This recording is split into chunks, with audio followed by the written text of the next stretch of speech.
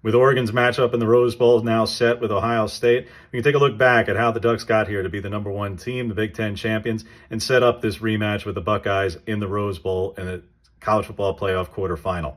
For those just joining the conversation, it wasn't always easy for the Ducks, particularly at the beginning of the season.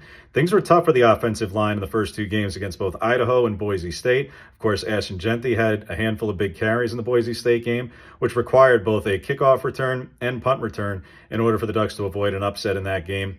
Though that did stand the test of time.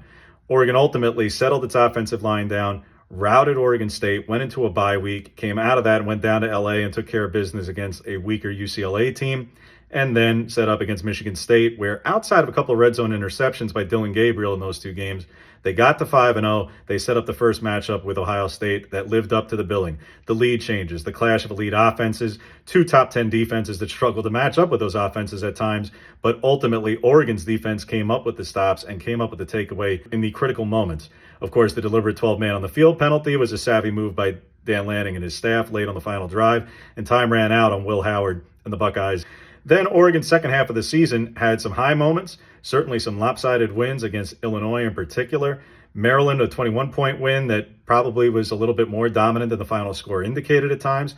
A win at Michigan that they chased the crowd out of the building throughout the fourth quarter.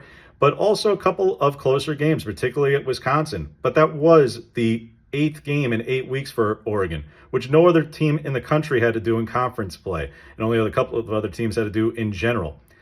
Then they came back after their second bye week, late as it was, handled business against Washington, got Dan Lanning's first win in that rivalry series, and the defense came through with 10 sacks and one of the most dominant performances, not just for it this season, but in college football this season by way of getting that much havoc against the Huskies.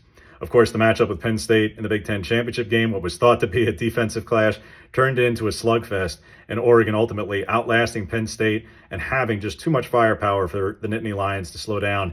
And that sets us up for how Oregon got here.